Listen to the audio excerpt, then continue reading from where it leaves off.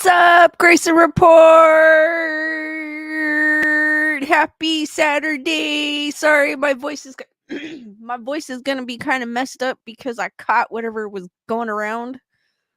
Been fighting off whatever it is. I don't know what it is. It's not the big C, but it's something. So I apologize if my voice is kind of crackly.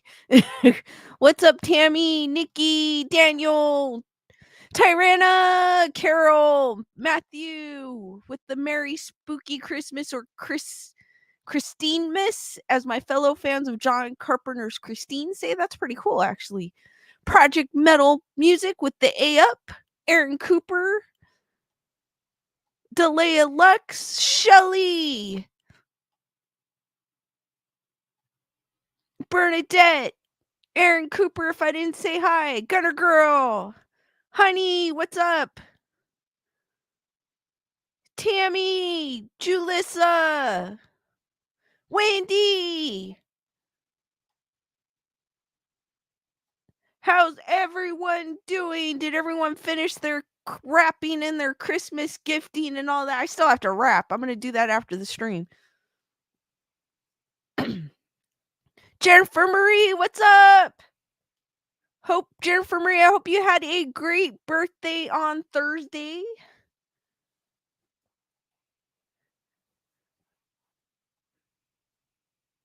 I'm kind of procrastinating with the wrapping while I was sick. I'm still sick. Thank you, Julissa. I took work off for 2 days, and then finally I was like, today I was like, I'm tired of lying in bed. Went to work. Felt like a freight train hit me. My mind was cool, but my body felt like a freight train. But then my boss took us out to lunch, so that brought me up, and then people gave me candy. I was like, oh, okay, so it was a good thing that I came in today, because everyone kind of brought me. I wasn't expecting that, so I thought that was kind of cool.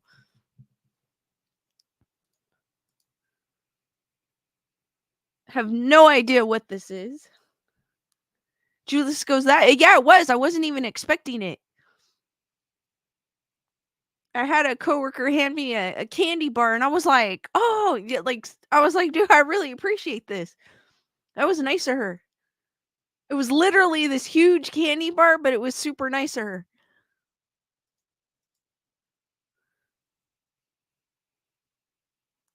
Thank you, Tyranna. I hope so too.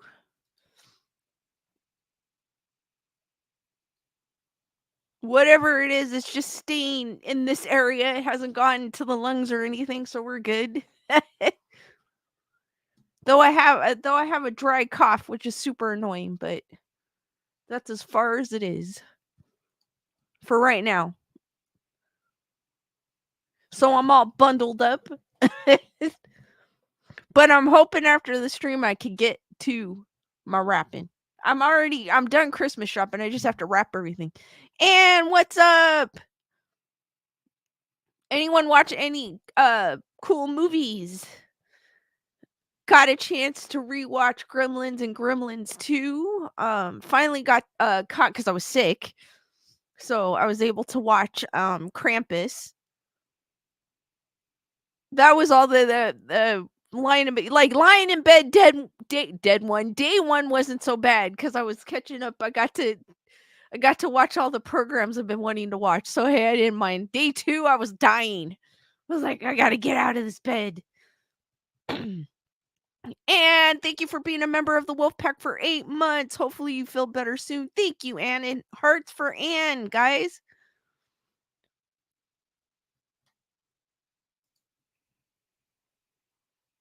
Forgot what. Oh, I saw Exorcist Believer too. I had time to watch movies. Exorcist Believer was actually not that bad. I was expecting it to be worse. It wasn't bad at all. Krampus I actually enjoyed. And thank you for gifting 5 memberships. Hearts for Ann, guys. I'm sorry I don't have the energy, but I'm trying. I don't know if I caught it Gunner Girl, I don't know if I caught it from him or if I got it because it's going around. Everyone at work is getting sick too. Welcome, Elaine, JS, Pekka, Carol Smart to the Wolf Pack. Hearts for Anakin and all the new members of the Wolf Pack. And just a reminder that your membership is good for 1 month. And also, too, the Skeleduck is behind me somewhere. And just remind me, at the end of the stream, I will reveal its location. And as Gunner Girl says, make sure you smash that like button when you get a chance. And before I get on to my topics, Wally, what's up? I wanted to share some creepy looking I don't know what they are, AI videos or something that I saw it happen to pop up on my Instagram. But they're kind of freaky looking, so you know how I like to make the holidays spooky?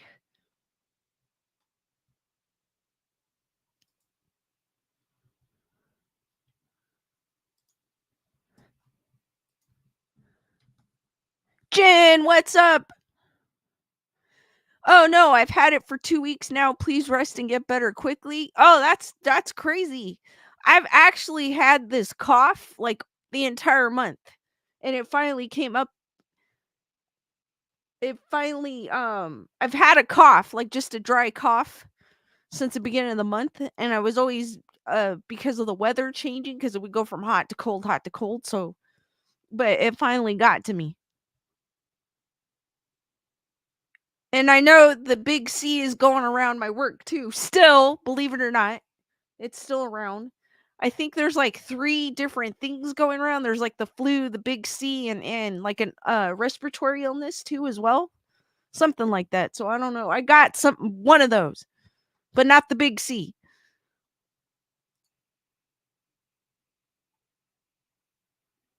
Daniel goes, I've had a cough, but I've had a good reason.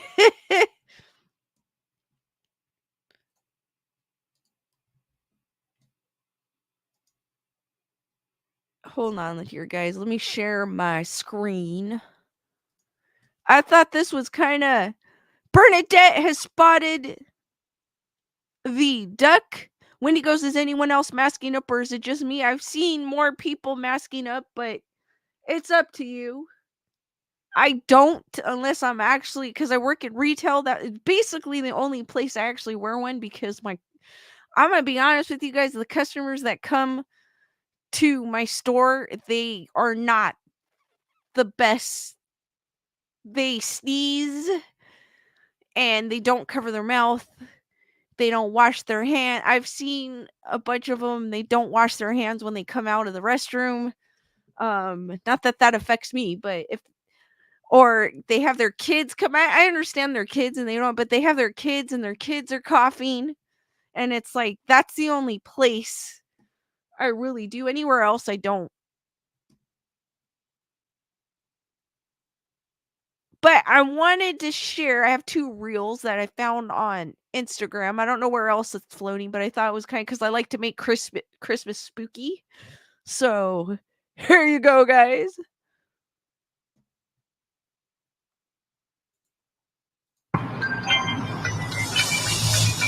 Oh.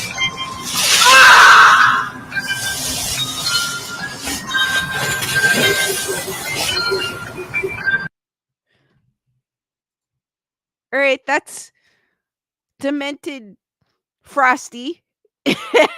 Melissa, what's up? Oh, I know Julissa. That's the reason why that's the only place.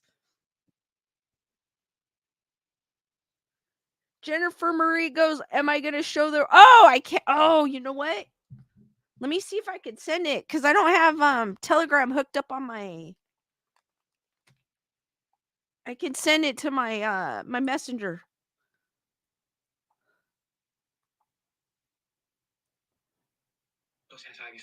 Oh no, I don't want to play it. Hold on, let me send it. Let me copy the link and send it to myself. And I could show it. All right.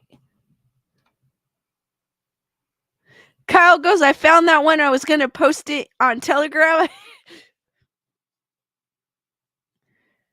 Melissa goes, my HOA would find me for scary decorations. I thought this was kind of cool because it was making Christmas spooky. And then Jennifer Murray, I'll show you, but I got one more. I don't know, Kyle, if you shared this one, but I have another one that I wanted to.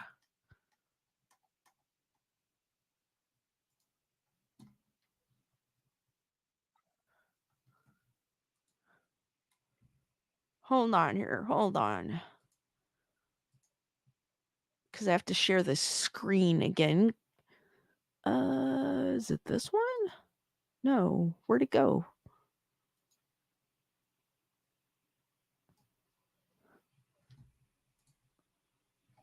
Oh, this one's a Facebook one. That's why. It's the same kind of thing, but a Facebook one. That's why it threw me off. All right. I don't know, Kyle, if you shared something similar, but I don't know if you shared this one.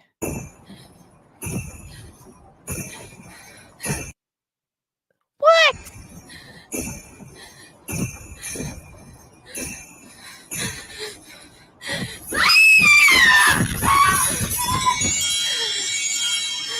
Like, what would you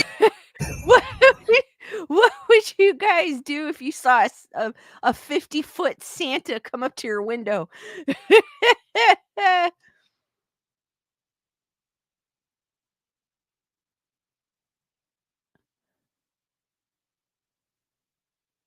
Melissa Smith goes, is that augmented reality? I don't know what it is. I don't know if it's like Jennifer Murray goes, freaking jump scares. Wendy goes, my auto text defaults to curse. Kyle goes, I started the less scary ones.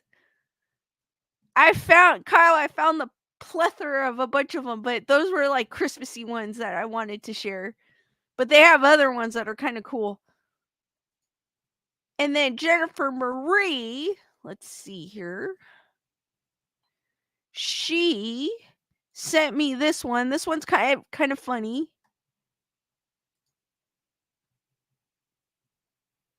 Let me see if I could pull it up real quick. Okay, this one's on Instagram as well. It's hilarious. If I can share it here.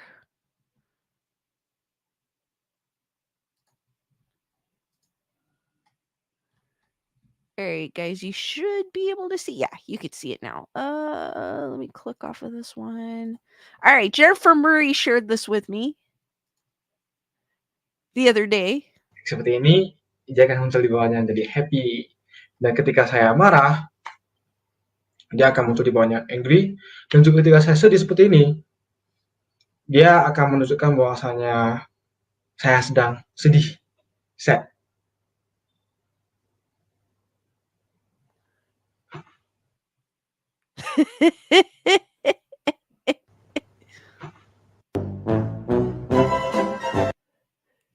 That one's a kind of funny one.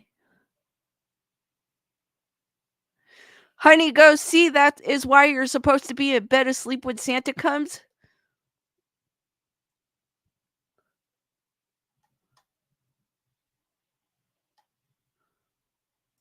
So I thought that was kind of funny. I was laughing when she.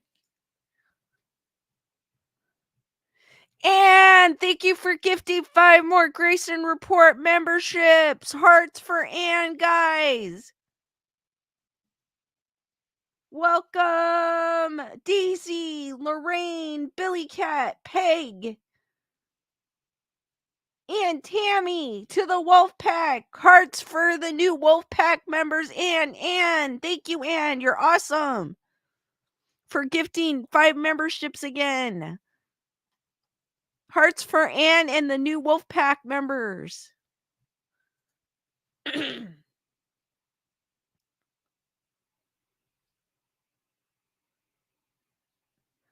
Carbonized Stardust, what's up?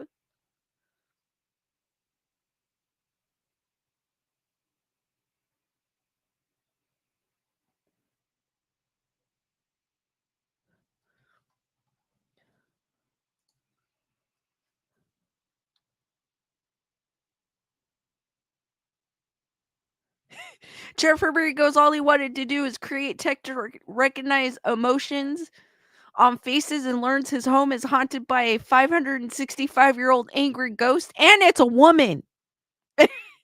That's what I was laughing. D Nice, what's up?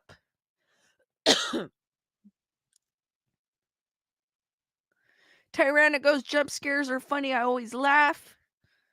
Jen, thank you for gifting 5 memberships. Hearts for Jen. And thank you, Jen. That's awesome. Sorry about my voice, guys. Welcome. Steponi. That's a cool name, actually. Water Dragon, what's up? Red Car.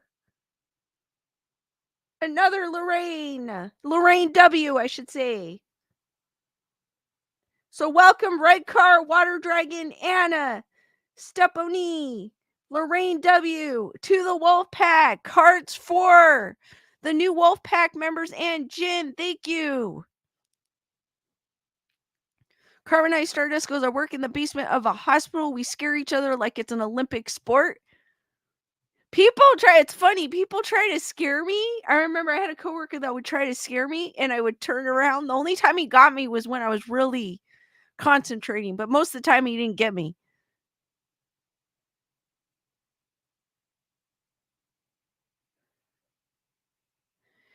And thank you for the super chat. Going to bed, watching you later. Love your channel. Thank you, Anne, for dropping by. Your awesome. Hearts for Anne again. And thank you, Tyranna, for the super sticker.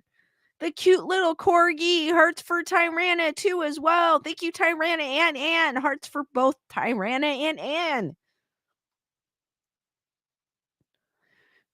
Carbonite Stardust goes, I will hide in our pit where broken things go to dust and people will just see my head poking out above boxes. That's funny.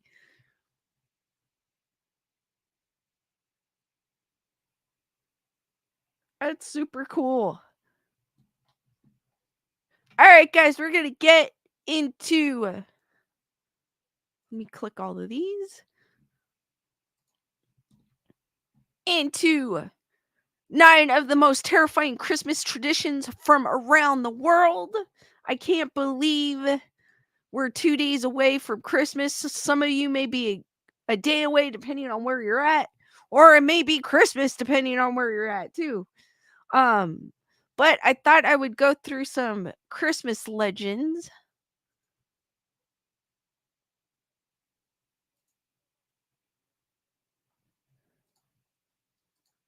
And this article is from All That's Interesting. And it's the 9 of the most terrifying Christmas traditions from around the world. And I know one of them on my last stream I did speak about was Krampus. I finally got it. Oh, I got to see that movie. It's out now. Thanksgiving is out now. But the problem is it's on digital, and I heard that some of the digital platforms are losing rights to the movie, so even if you bought it, you'll lose it. So I'm kind of iffy about buying things on digital now, but I really want to see Thanksgiving. I haven't had a chance yet. But on my last, I know one of them that they're probably going to talk about is Krampus. But let's see what new things we find today. From a child-eating scarecrow to Krampus himself, these eerie Christmas folklores from around the world are bound to ensure you have at least one nightmare before Christmas. Tyranna, thank you for gifting 1 membership. Definitely not the news with Carrie. Welcome to the Wolfpack Hearts for Tyranna and the new Wolfpack member. Definitely not the news with Carrie. Just a reminder, guys, your membership is good for 1 month. And thank you, Tyranna. You're awesome. These eerie Christmas... I think I read it already. I'm having like bird. The Christmas season is meant to be time when people can come together to exchange gifts, be merry, and partake in a number of traditions from the tree to Santa himself. But the modern Christmas celebrations in America are adaptations of more traditional folklore from pre-Christian cultures. And some of these beliefs are much, much darker than the joyous traditions of today. Nowadays, misbehaving children worry that they'll wind up with a lump of coal in their stockings above the fireplace, which is perhaps less terrifying than the Austro-German folktale of Frau Perchta, the malevolent old lady who was said to disembowel fearless children. Explore 8 terrifying Christmas legends as told in folklore from around the world. It says 9, but who's counting? Chris, what's up? Mari Lwyd. I'm assuming that's loud. Or Lwyd. The Grey Mare of Welsh folklore. In South Wales, old folk tales speak of a creature known as the Mari Lwyd, a shrouded being with the skeletal face of a horse and glowing eyes. The Mari Lwyd is said to have a propensity of rhyme schemes and venture door to door during winter celebrations, inviting revelers to outwit it in a contest and rewarding them with food and drink if they win. Those who lose, however, must allow the Mari Lwyd to enter their homes and in turn supply it with food and drink. Ooh, that's kind of...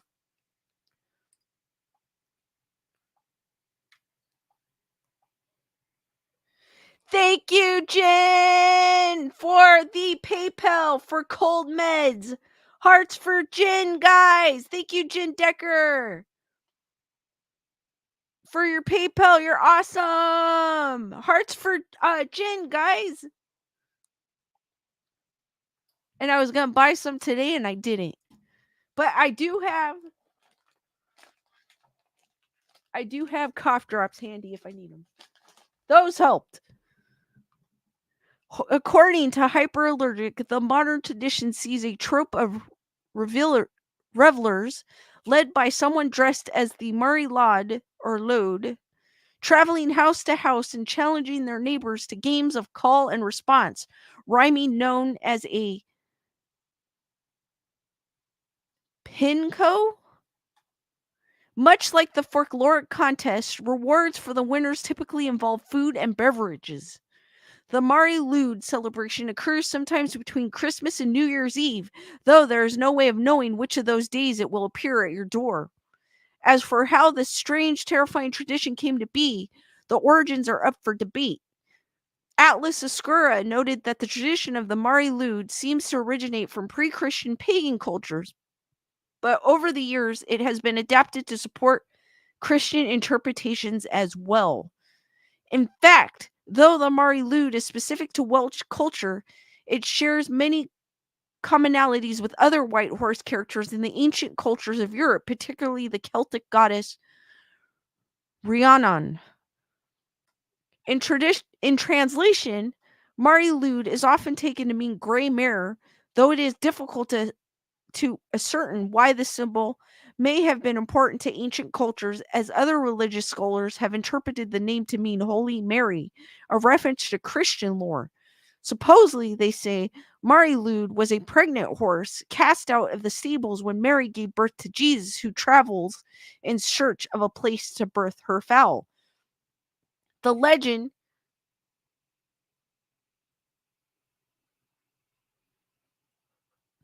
Honey goes, I think it's pronounced Mare Lynn. It's a horse's skull. Mare? Oh, you know what? I think I'm going to go with your interpretation, honey. That sounds better than mine. The legend's true origin may be unknown, but the modern interpretation of the festivities has existed sporadically since at least the 1800s. It was even commemorated by Welsh poet Vernon Watkins in his 1941 poem, The Ballad of the Mare Lwyd. I like that one better. Which begins, the Mare Lwyd, horse of frost, star horse and white horse of the sea, is carried to us. The dead return. Those exiles carry her. They who seem holy and have put on corruption, they who seem corrupt and have put on holiness. They strain against the door, they strain toward the fire which fosters and warms the living.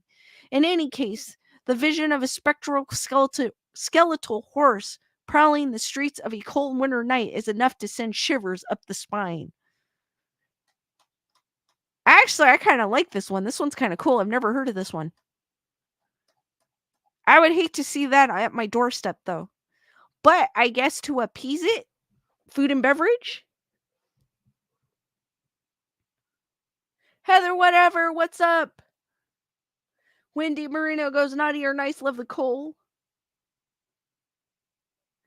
D Nice goes, I thought you said Rihanna. It kind of looks like that. Wally, just what I thought, a guy with a skull on his head.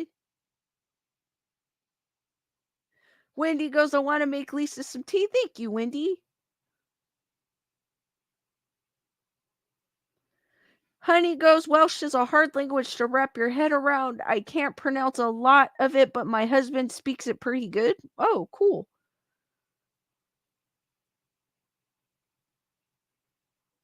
Cool.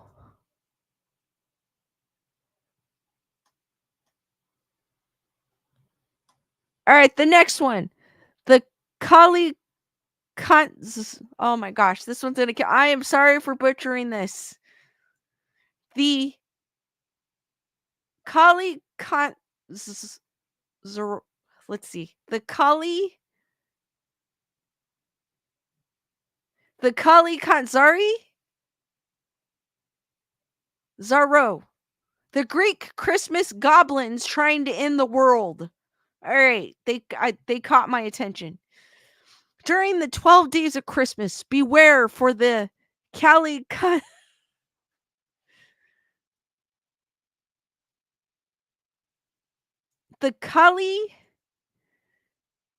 Kanzari may emerge from their homes at the center of the earth to wreak havoc and cause mischief after the sun sets. These foul, ugly beings will break into your home, urinate on your plants, cause your food to spoil, smash furniture, and generally be a proper nuisance if you aren't careful. At least that's what Greek folklore tells us. According to Spiegel International, legend claims that the Kalikanzaro roam the earth between Christmas Day and January 6th, the day of the Epiphany in Christianity. During this time, the earth's waters are allegedly unbaptized or unclean, allowing the despicable creatures to surface and cause damage wherever they go. Descriptions of their appearance vary widely from ugly, human-like creatures with iron claws to short, hairy goblins with monkey arms and cleft hooves. The one commonality among these descriptions, the Kalikanzari are hideous. As told by the folks over at Hellenica, the Kalikanzaro are cathodic, meaning they reside in the underworld.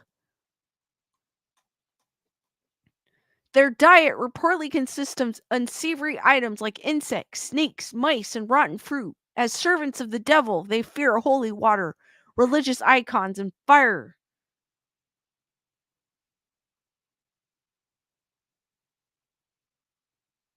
Oh, that's crazy, D Nice. Pretty cool. Definitely not the news of Carrie. Callie can't Zari? Shirley, what's up? Callie can't Zari. They also are said to take commands from a creature they call their mother, who decides which humans will be subjected to Kali Kantzari mischievous deeds.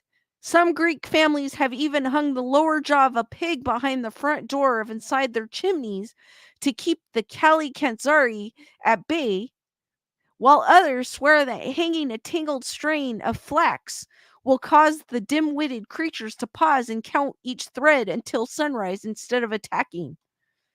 However, the surest way to protect your home from the Kali Kantzari is to light a fire, though burning an old leather shoe allegedly offers extra protection, as the smell is enough to deter even the foulest of creatures. That's funny. Because I don't know if you guys are familiar with the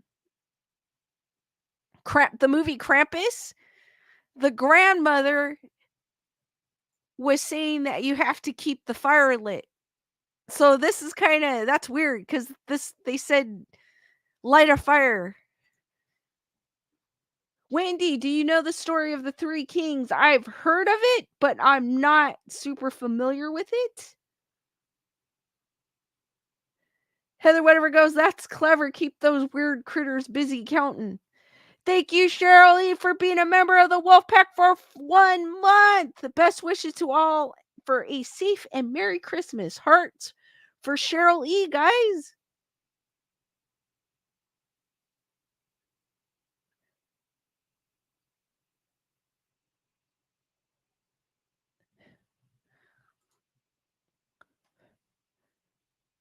Krampus! I knew he was going to appear on this. Krampus, the Christmas devil who brings season.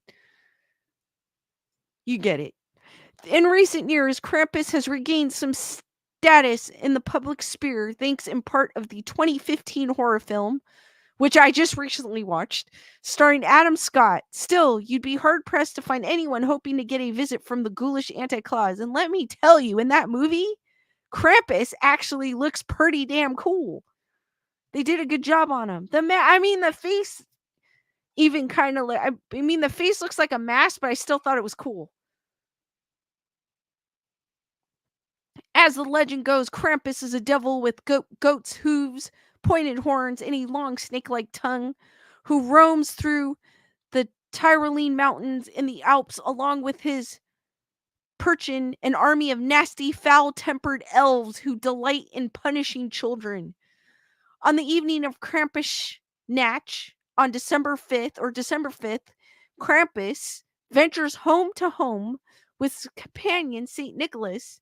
Yes, Santa apparently used to hang out with demons, dueling out punishments to naughty children, miscreants, and drunks.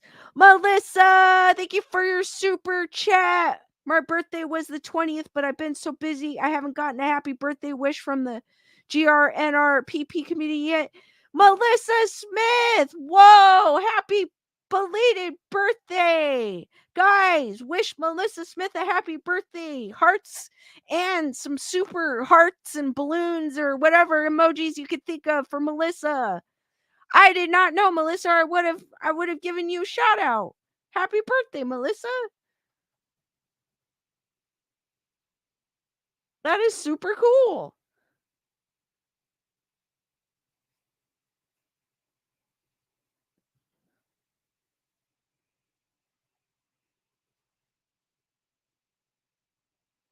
Jennifer Murray goes, my kids found a creepy AI chatbot that is Krampus posting a Santa on their iPads. It was funny but creepy. Cool.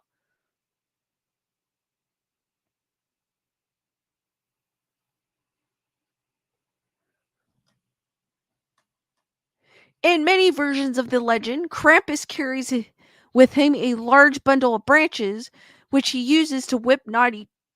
You didn't hear me say that, YouTube. Children, presumably so that they might behave better in the next year. In some stories, though, Krampus the misbehaving children and they are never seen again. Naturally, the threat of a visit from Krampus was offered up by parents who wanted to keep their kids in line.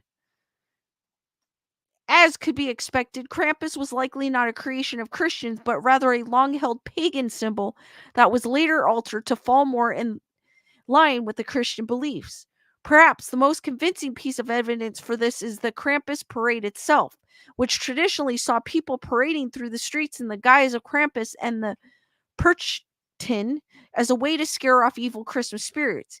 Even his name comes from the German word Krampen, meaning claw, and his appearance bears a striking resemblance to descriptions of the son of the Norse goddess of the underworld, Hel.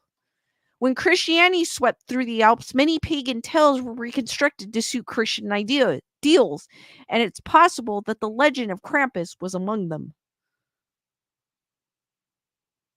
Melissa, I could say naughty, I just can't say, I don't know what was on there. Oh, this word. It was funny. There was another YouTube I was watching, I don't know, because when I was sick in bed, I went down a YouTube rabbit hole, and there was someone talking about, um oh, it was about a girl that had passed away on it was in London, and it was like a water ride, like one of those water log rides, and she fell off of it. And she was narrating it, and she was blotching things out. And I was like, I knew exactly why, but it was kind of, that was the first time I ever seen anyone do that on YouTube. So I thought that was kind of crazy. Yes, I have a weird interest on YouTube. Chris Barber goes, my stepdad's birthday was 12/25. He always wanted an Xmas themed cake. That is cool. Honey 2800 goes, I love the Victorian art of Krampus. The kid in his pack looks like he is waving at the other. Like later, Punk's gonna go hang out with my boy Krampus.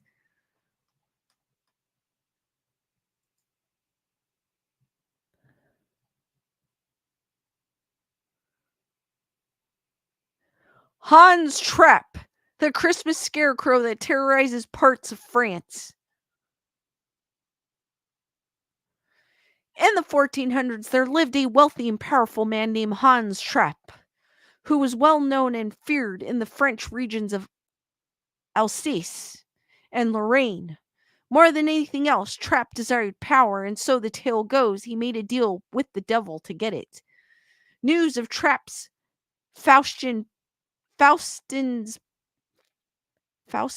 bargain spread quickly, however, and drew the attention of the Pope, who then excommunicated Trapp, confiscating his wealth and land and banishing him from the Alsace. That sounds more like an Alsace. Trapp made his new home in the Bavarian mountains of Germany, festering his evil desires and eventually acquiring a longing for the taste of human flesh. To satisfy this hunger, he crafted a disguise out of straw and waited by the roadside to passerbys. He looked like nothing more than a scarecrow.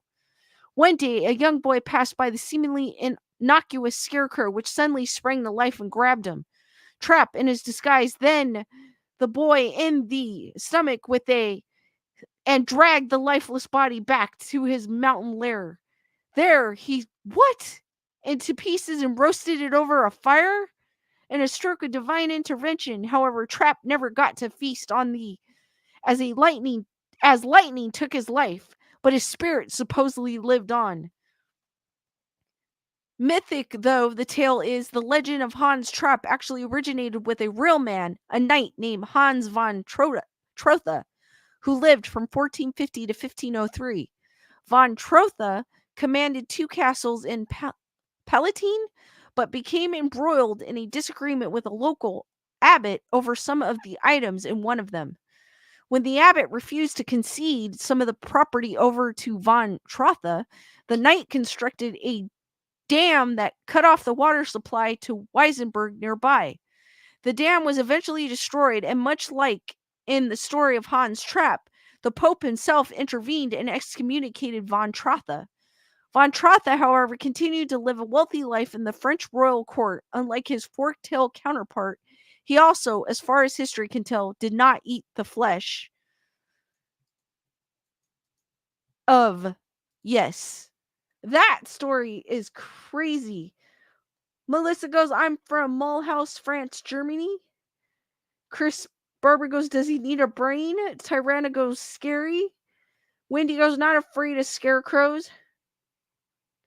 Melissa goes, yeah, probably a relative of mine. I'm from Alsace, Lorraine. I like knowing my astrology is close to the Messiah. Melissa Smith also says. That one's crazy. Yeah. That one is a scary. But it doesn't say how it's like Christmassy. Like the other ones gave dates. This one didn't.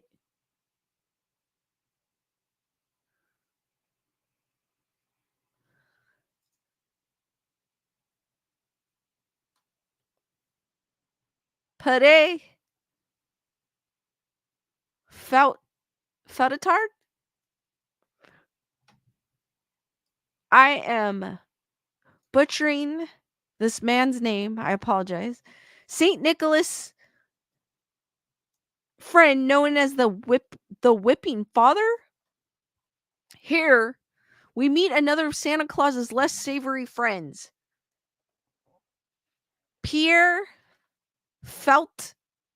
Feltard, or Father Whipper, another sort of anti-Santa who has a propensity for... What is up with... I mean, Europe has some... What is up with the children and food? That is crazy. Joanne, what's up?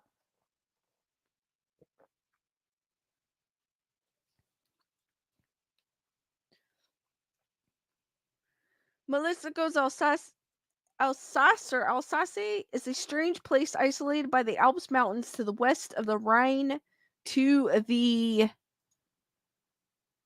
east.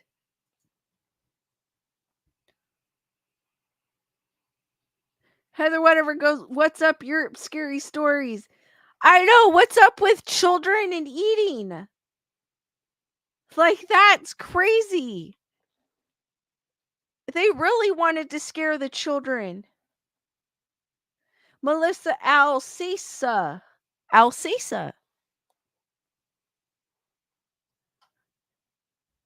There are several legends that speak of Father Whipper, but one of the most common originating sometime around 1150 involves an evil butcher who 3 children. Alsace. In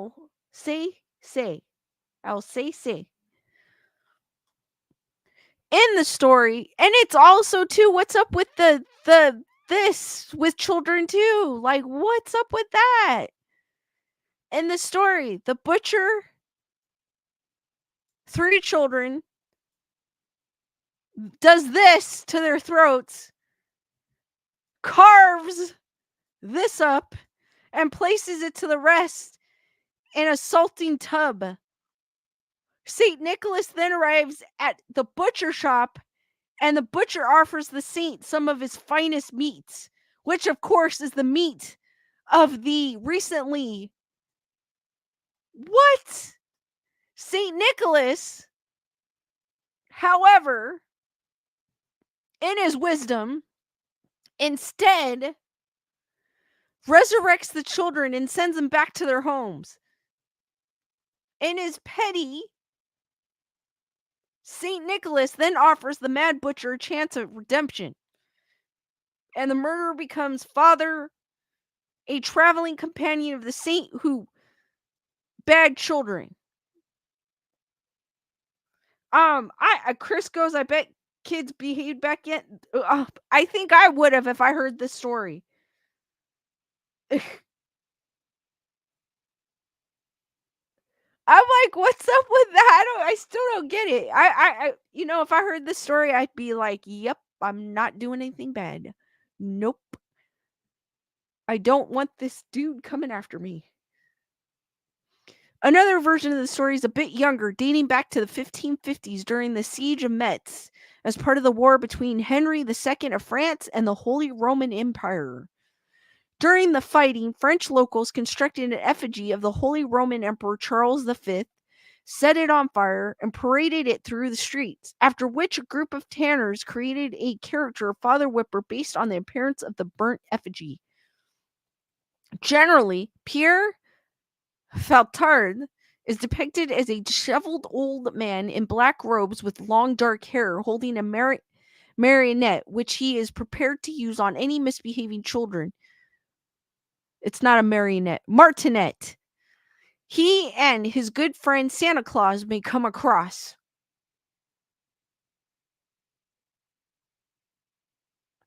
Joanne goes, kids cut up in the brine. Heard that when I was young about talking to strangers. Whoa. I mean, it's definitely a way to keep your kids, I guess, in line. I don't know if I would say that stuff. But I mean, it makes sense. But to me, it's like crazy.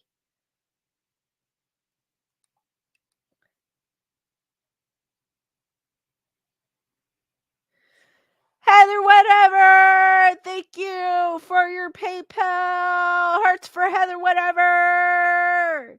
Thank you, Heather. Thank you for the support.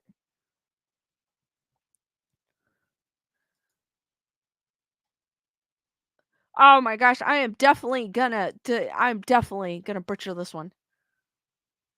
Joanne Miranda scared. That would scare me.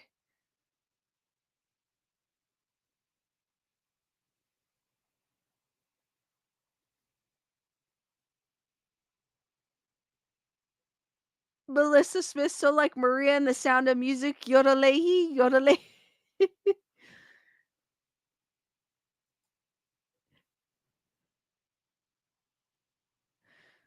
So I am definitely gonna butcher this one, so I'm gonna give it a try. The Jolakotorin or Yucat, an Icelandic monster. What is, like I said, what is up with it?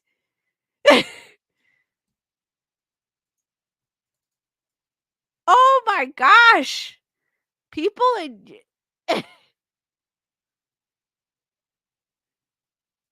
that children. What is up with children and food? But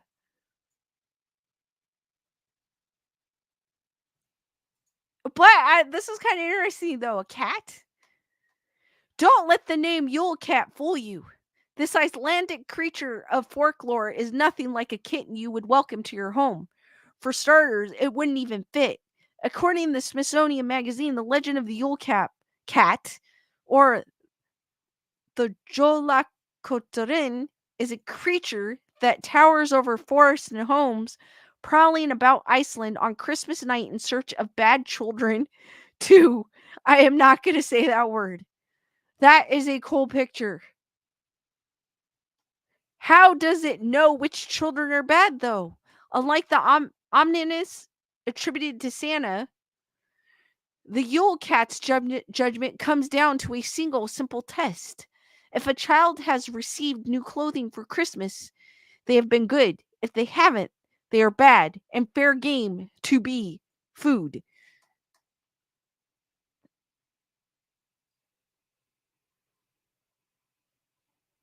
Honey goes, not just children, anyone who didn't get any new clothes for Christmas. Leonore, what's up? All right, now if I heard this, I would tell everyone to buy me clothes. This is crazy.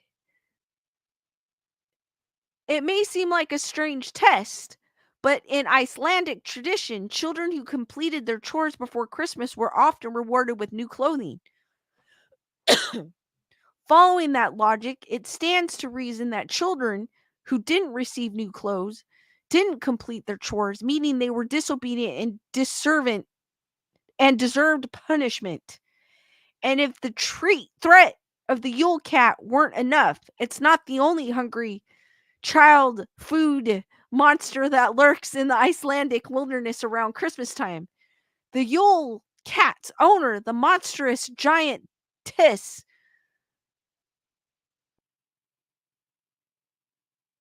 Grayla, has an equally twisted appetite, and her 13 ghoulish sons, the Yule lads, are always close at hand.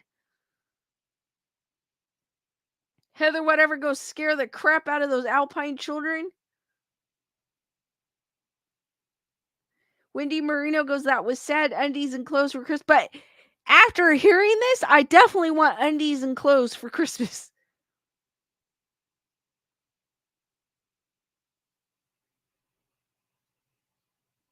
Chris, that is terrible.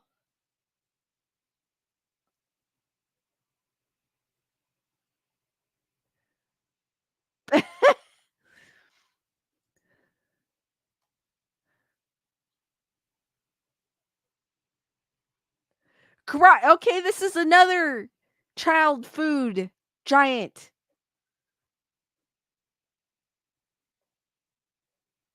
What you wrote? I can't say it. YouTube will strike me down.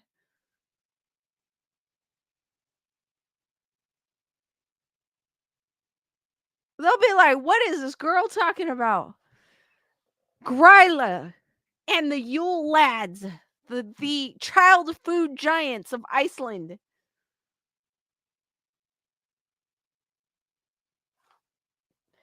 Actually, Leonora, it is. When you're a kid, you don't think of that. Like, oh, I got clothes. Carol Smart goes, I just finished stuffing my brother's stocking for Christmas. That's super cool. That sucks, Bernadette.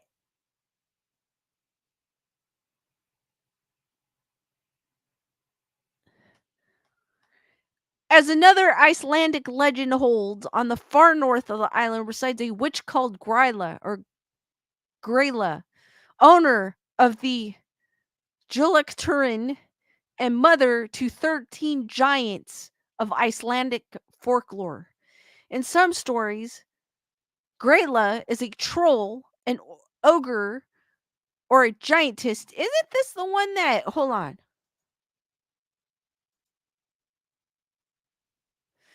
Kyle actually gave me, okay, now I knew this was sounded familiar. Kyle had mentioned this one. But if there's any consistency to her portrayal, it is that she is most certainly always evil.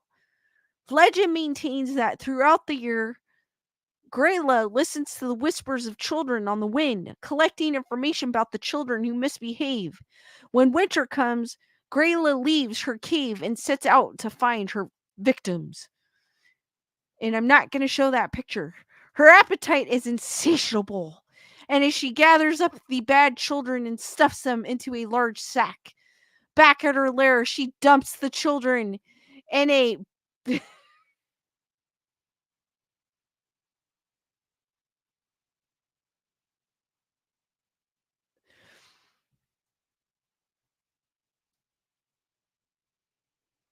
and it boils them into a stew, which fills her up long enough to last until the next winter.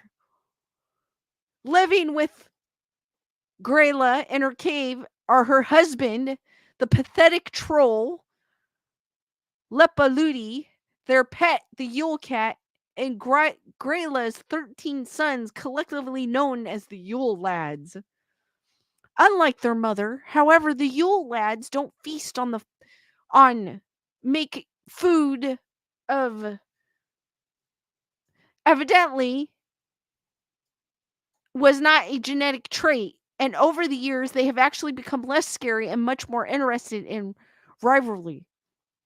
Their foul and off-putting behavior ranges from tormenting sheep, drinking milk straight from the cow's udders, licking spoons, slamming doors, and peeping in windows. Again, none of these are especially frightening, but they're inconvenient at best and creepy at worst, usually a combination of the two. Oh, they don't look that bad. Images of Grayla were once considered so frightening that they were outlawed as a scare tactic in the 18th century. Around that time, Icelandic parents actually changed the story and told children they would receive rotten potatoes if they were bad, as fear of being by Grayla had become so great.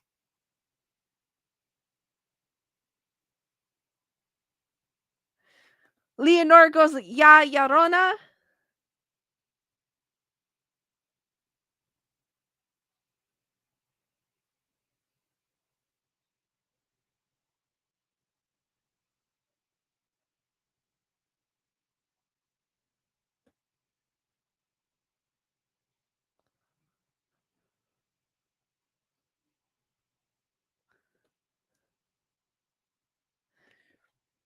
This one is crazy.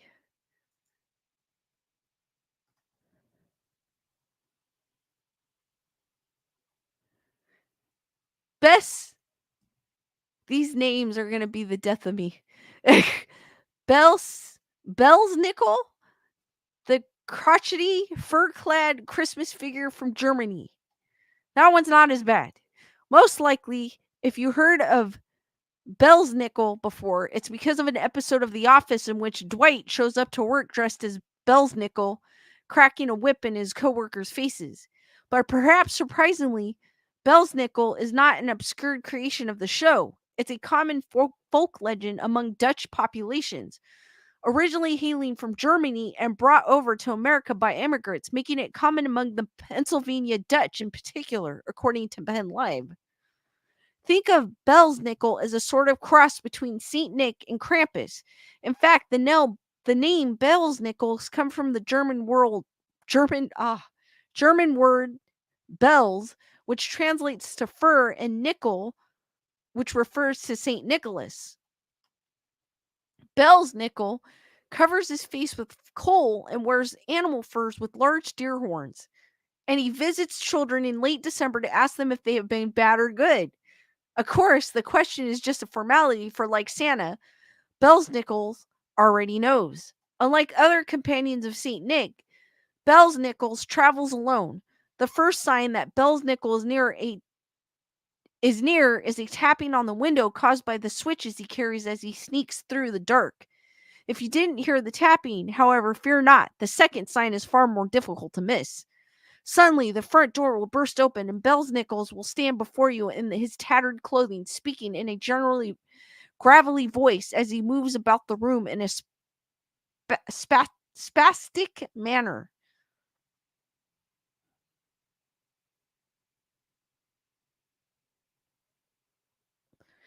And as Bell's Nichols asks the children if they have been naughty or nice, the loud thwack of his bundle of switches serves as a reminder of what will happen to the children who have been naughty.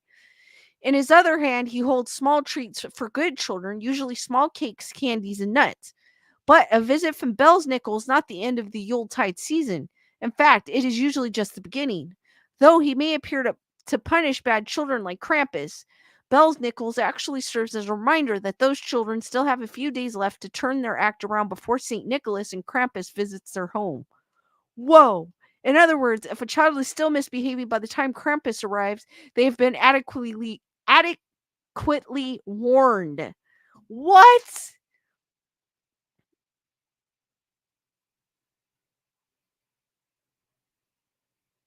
Heather White releases a great at pronunciation. She keeps trying until she gets it as she sees properly. I try, Heather, whatever.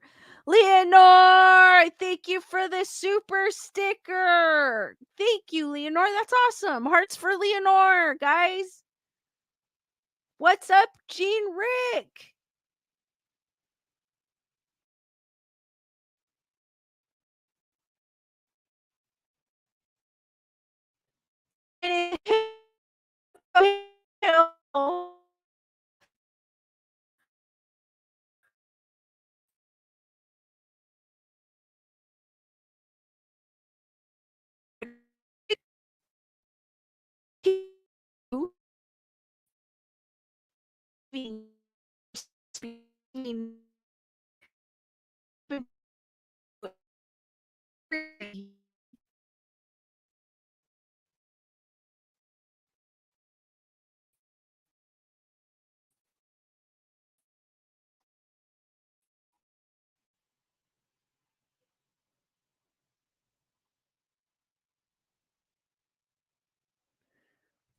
Here's another.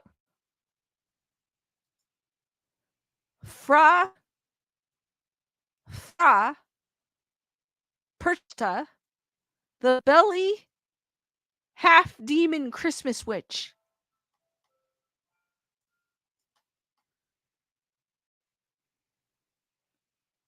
My audio went out. What?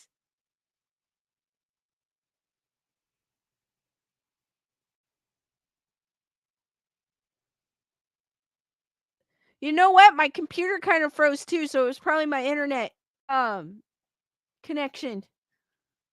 That was weird.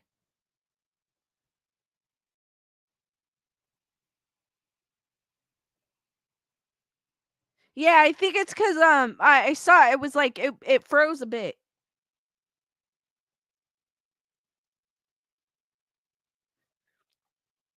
You sounded like Zapp and Roger for a minute.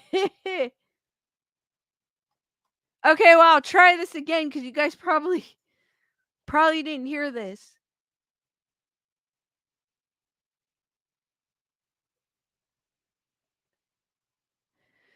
Fra Perchta, the belly Slitting, half demon Christmas witch. Fra Perchta is another terrifying Christmas legend from the Alpine region of Europe, a pagan goddess who creeps through the snow-covered forest of Austria in Germany during the 12 days of Christmas.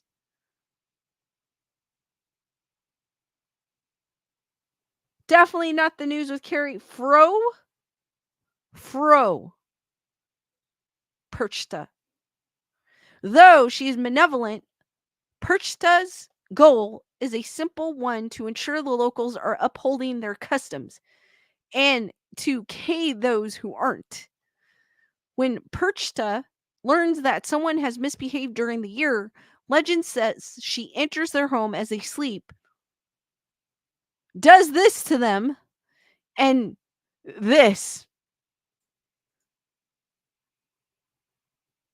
Teresa, what's up? Heather, whatever goes, no wonder Arnold Schwarzenegger left.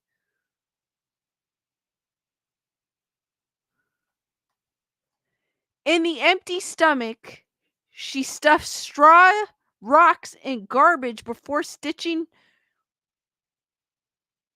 them back up and moving on to the next. Ugh. Perchta is a sinister figure, wrote folklorist John B. Smith, who punishes the slovenly, the idle, the greedy, and the inquisitive.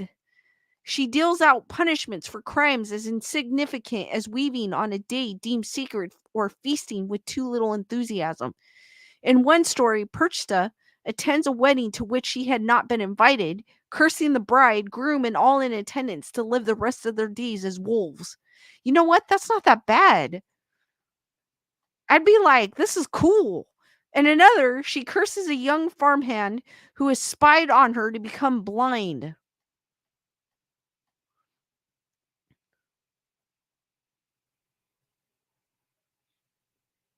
Matthew goes, not someone you want to date. However, another folklore scholar named Rebecca Beyer expressed to Vice that Perchta also has a unique duality about her.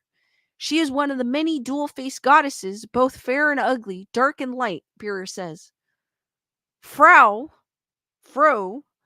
Perchta's name, it turns out, means bright one, referring to versions of the legend that refers to Perchta as grandmother Winter, a youthful and white as snow goddess who brings the snowfall each winter. Today, the legend of Fro Perchta lives on in the Perchtenlof, which Beyer called a mass procession full of noise-making fireworks and people, generally men, dressed as terrible beasts with large horns. These Perchant, or followers of Percha, serve to frighten away the cold, evil spirits of winter by out-uglying them. Many of these Christmas legends had their roots in paganism, but so does Christmas itself. And guys, what did you think of that article? Oh my gosh, like I was saying, what does Europe have with Leonardo's Wicca?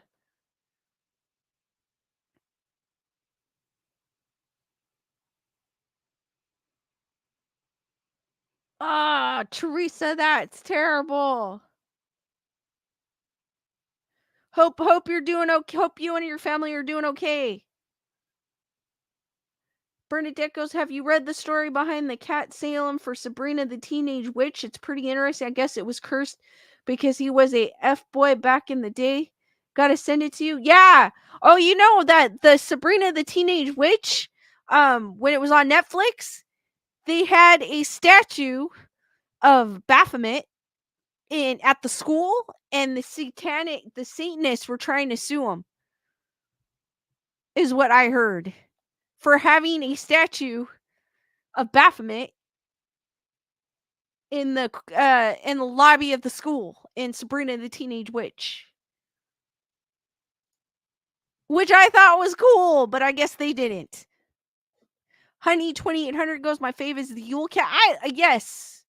That one I like too as well. Melissa goes, lazy parenting. Heather, whatever, they don't leave room for old Saint Nick. Actually, some of them actually have both. Or one even mentioned 3 of them. The Bell's Nickel and Krampus and St. Nicholas. Matthew goes, I wonder what happened with the lost. I haven't heard anything after that. There was nothing else that popped up. But they were mad because they were using the likeness of their god.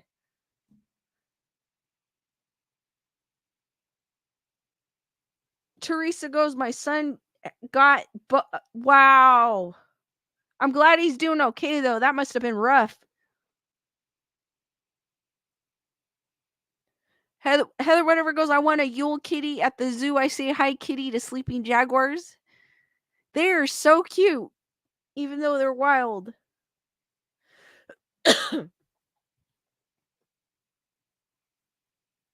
Believe it or not, it's still going around, but...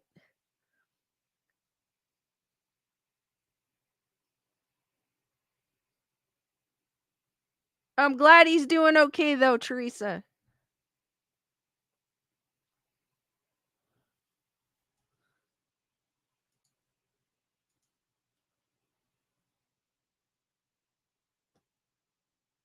Which is worse, Rube Frunk or people who scare the crap out of kids with these terrifying stories? Who's Rube Frunk, Melissa Smith? I never heard of him.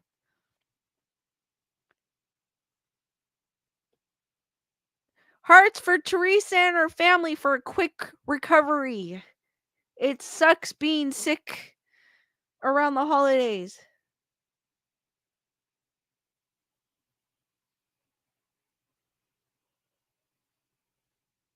Leonora goes, grew up with all, hilarious to hear it now. Thank you, Lisa. Oh, cool.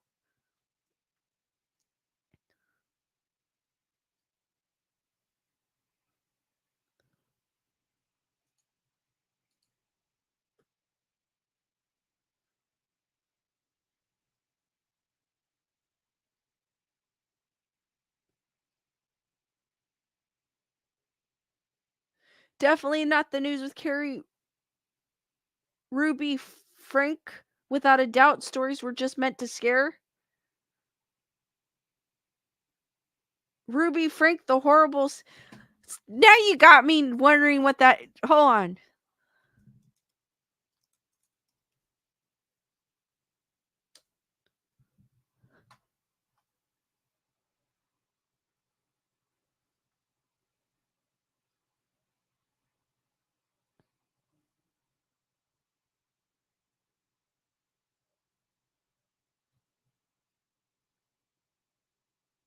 Yeah, I want to say her.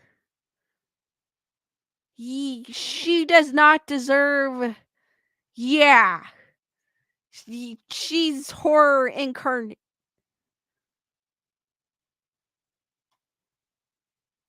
Nerd report in the house saying thanks for supporting Lisa.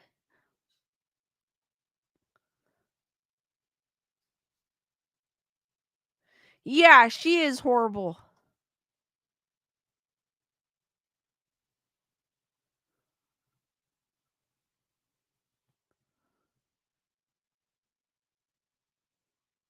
Leonor goes, this is Lisa's show. Thank you, Leonor.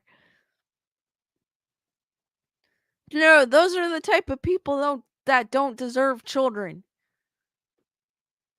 There's people out there that would die to have kids and can't have children, and you got people like you got people like her, like what's her name? Ruby Frank.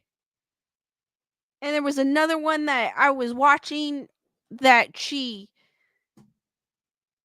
owed some guy money for the D's, and she gave this dude her 5-year-old daughter for $200.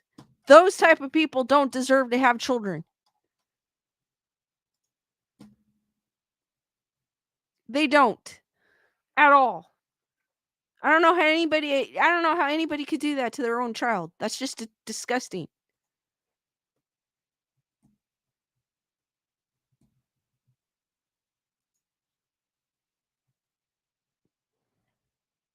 It is sad.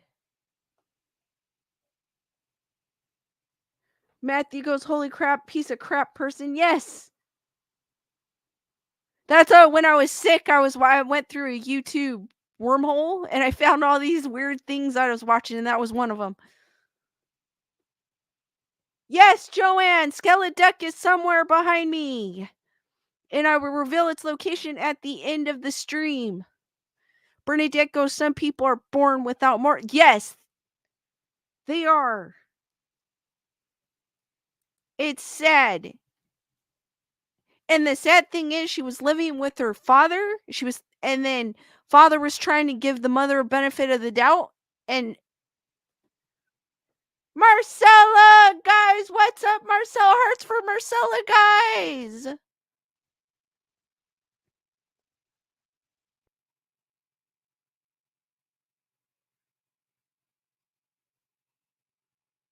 Logical Spock, what's up?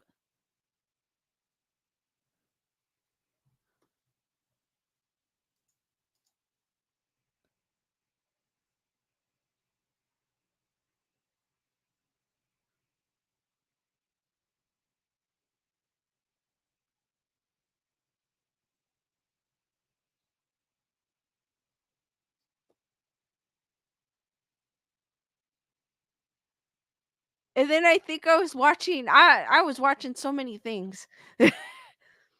I just turned on YouTube and I just started going down a wormhole. I was like, the things I watch. Matthew goes, that lawsuit had a settlement? I didn't. Hold on. Let me see.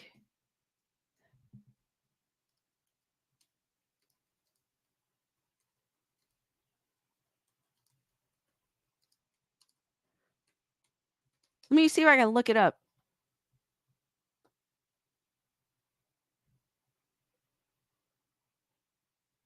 Oh, they did.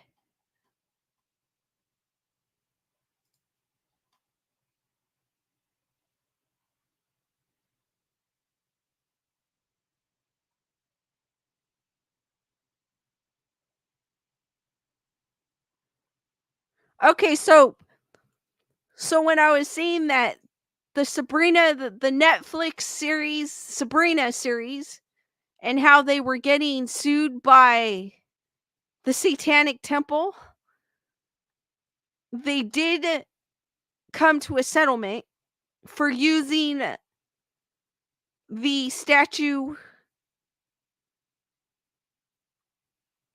of, well, in all accounts, it's basically Baphomet. But it's a cool statue. I find it. I don't follow Satanism, but it's a cool statue. So I guess they had to acknowledge them in the credits.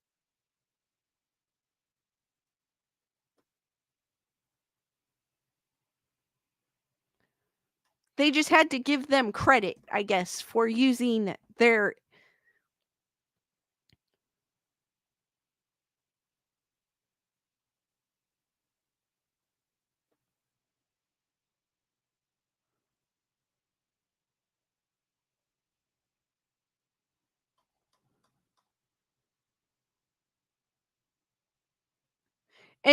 Daniel Miles goes, anything rabbit makes me think of Jefferson Airplane White Rabbit. Heather Reddiver goes, interesting.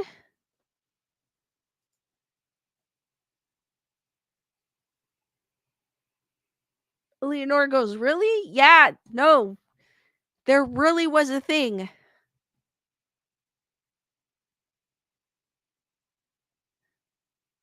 The Satanic Temple. Here, actually, here's the article.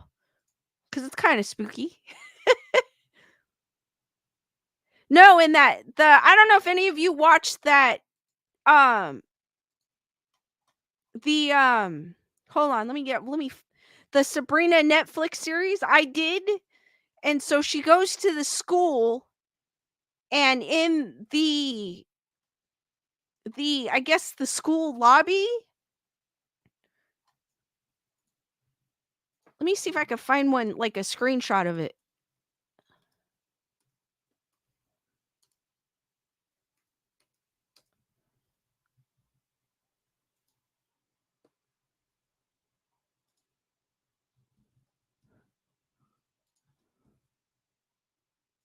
So I guess if any of you are familiar with Sabrina, which I did watch it, I liked it.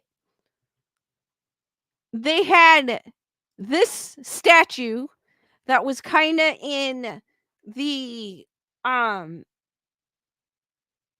in the school lobby, I guess you could say. I thought it looked cool.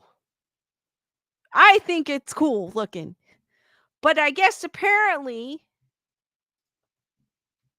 this was years ago though, because I think they never renewed Sabrina. Sabrina, I have her Funko Pop too, where she had a cat, black cat.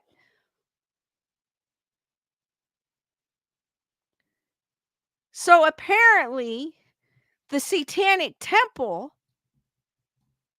sued Netflix for using the likeness, which is basically, it's pretty much Baphomet, if you guys are familiar with.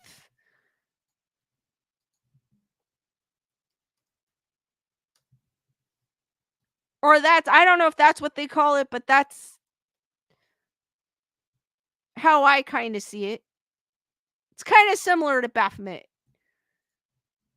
But apparently, they sued Netflix for using the likeness. And this was a while ago. This was a couple years, or more than a couple years ago. So they came to a settlement to where they had to give the Satanic Temple credit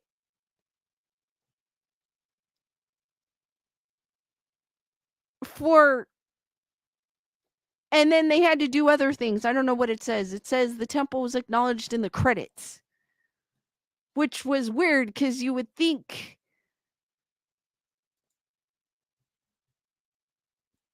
Leonore goes, I tried to watch the show on Netflix. I felt disappointed. Tyrana goes, looks cool. Wendy goes, is this the no, it's another Sabrina. Gunner Girl goes, I watched it with my kids, but that was a long time ago.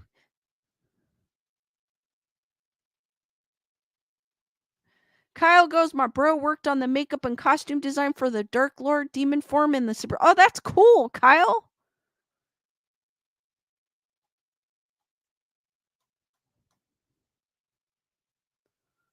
Chris Barber goes, do they own the devil? Yeah, that's what I was thinking. I go, it's like using a crucifix, on the wall. That's how I felt about it, but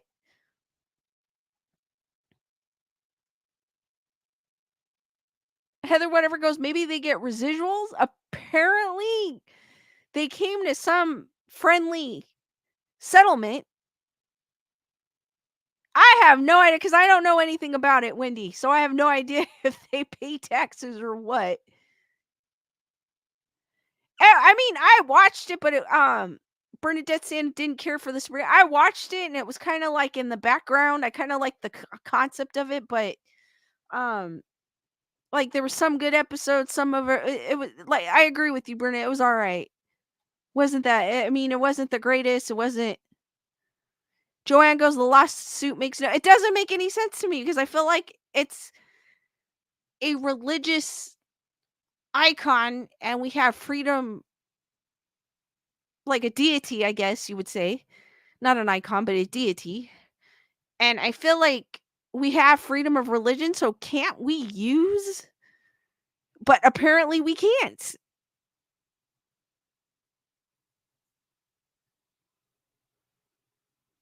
Teresa goes, then all temples, churches, and faith beliefs should be credited. Marvel needs to give credit for Thor. That's how I feel about it. Like if someone uses a a statue of Buddha in the background. Like, shouldn't. So, like, to me, it was kind of like, what? Be a stone found the quacker. Jennifer Murray goes, could you imagine the Catholic Church getting royalties every time Jesus' likeness was used in a movie or TV show? Exactly. That's why I thought it was kind of ridiculous. Martine, what's up?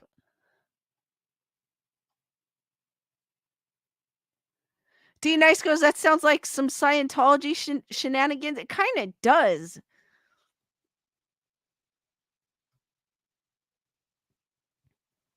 Be a Stone goes, Satanists do not like to share? Obviously not. But I feel like that figure is a general figure. Like, it's a figure of Baphomet. So, I mean, maybe that particular statue was their statue? But I feel like if that's the case, then anybody like using a crucifix, a Buddha statue, or a Buddha statue should get some credit for it. So, like, to me, I was kind of like, what? Aaron goes, it's a copyright issue unless it was a particular, like, they use that particular statue. And so then that kind of makes sense to me, but Kyle goes, Catholic Church is already rich. Maybe they do get residuals. I don't know, because I'm not religious, so I don't know what goes on there. Aaron Cooper said they had the statue copyrighted. Ah, all right. But it's still like, it kind of was even, maybe like I was saying, well, Aaron cleared the air there, that maybe that statue is like their particular image. But still, it makes no sense to me. Because, I mean, you guys saw that image, right? So there's this image that they used. Here, we're going to add it again. So this was the one that Sabrina used that they were sued over, but yet there's all, I mean, there's all of these. So, like, but maybe because that particular one has children next, well, most of them do. But they all look similar. So I don't.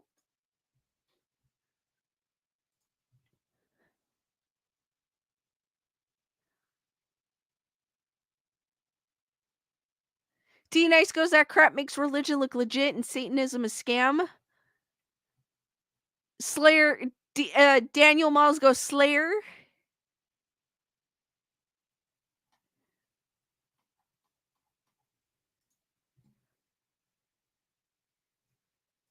Not that I care what anybody believes in, because everyone has a right to what they believe in, but that's just crazy. Bernadette goes, that's why I only belong to Johnny Deppism.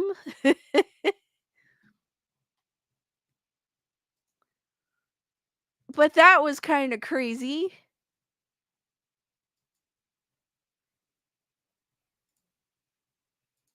It's a cool statue, though. I'm not going to get. It's a cool statue. It looked awesome on screen.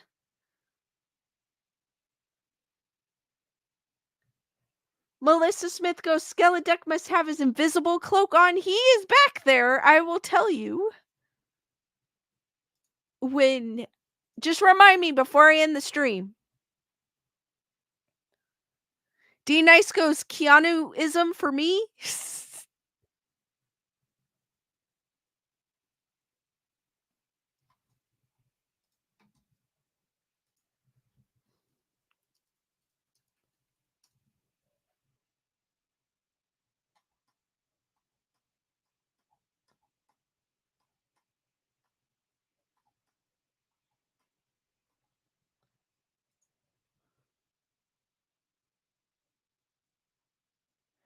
Matthew goes, oh, I know. Rochelle, what's up? Glad you're able to make it.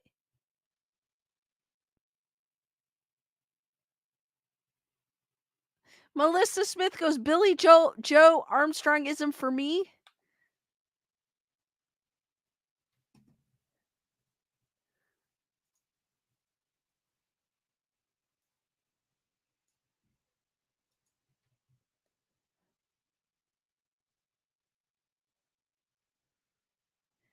All right, guys, I got another article. I kind of kiltered off on that.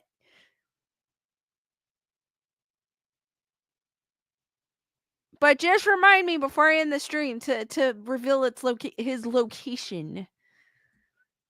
I have another article from The Sun.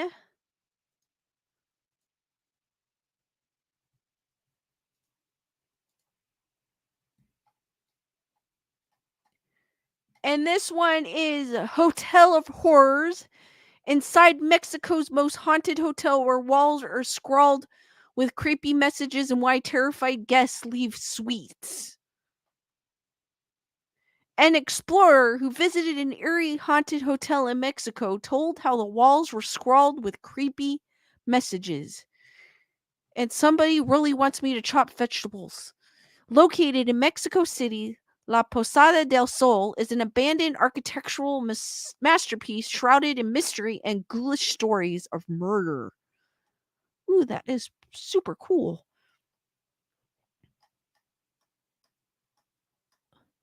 From the outside, the over 80-year-old building doesn't look like much, with its dilapidated graffiti-covered walls and boarded-up windows.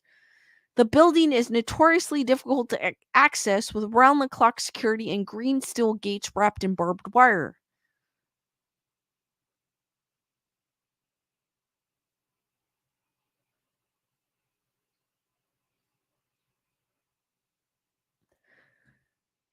The building, but once urban explorers manage to find their way into the great building, most are left stunned by the sights that have been kept tucked away behind the mysterious blockers. One professional adventurer, Mike Corey, 38, explored the abandoned site back in 2017. Known as fearless and far by his 2 I don't care about his subscribers, he told The Sun it took him months to negotiate entry into the fascinating grounds. The site reportedly spans an enormous 450 feet and is made up of 6 stone buildings now leaning under their weight, making it appear more of an abandoned mini-city than a hotel complex. The buildings rise 7 stories high, and 600 empty rooms fill the space of the beautifully decaying chapel-like hotel. A grand ballroom with checkered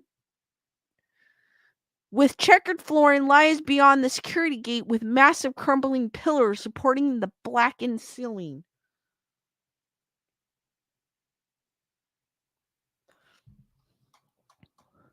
Attached to one wall and dominating the space is a fireplace adorned with inscriptions and oversized stained glass windows.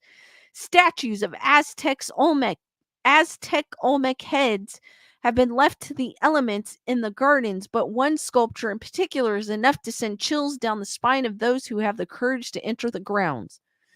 There were these old stone statues, people like frozen in time, and these very strange inscriptions carved into the walls, Mike recalled. It was just these strange inscriptions, almost like you'd go into a haunted apartment and there you'd be a Sharpie markers on the wall kind of thing. Like if you're going to be chipping something or marking something onto the wall of a room, there's some significant there for you. Next to the inscription-covered wall is a statue of a robed St. Francis of Assisi,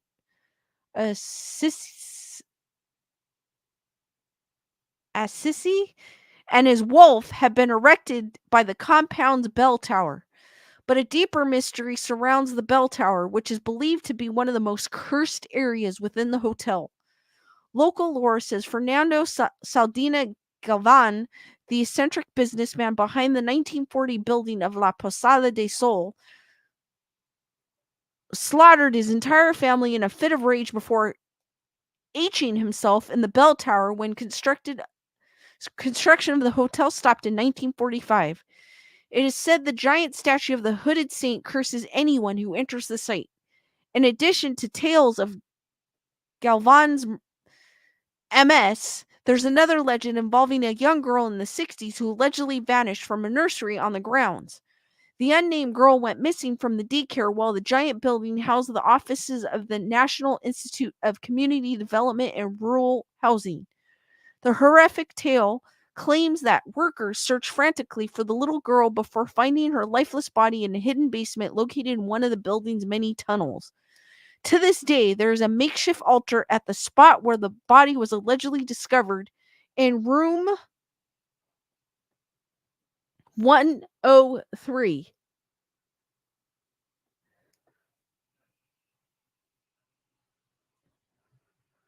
In the dark corner are a small table, a framed photo of the unnamed young girl, and the little white dress she allegedly died in hanging above it.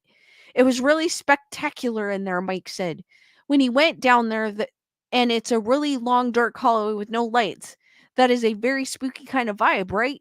Because you're getting led down this dark corridor, this tunnel, basically where you can maybe see a faint bit of daylight on the far side, but you have no idea where you're going. Into the bowels of hell, he added.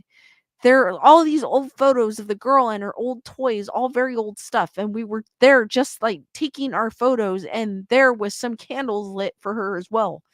And so then it was getting kind of quiet as we're just kind of sitting in the spookiness of it.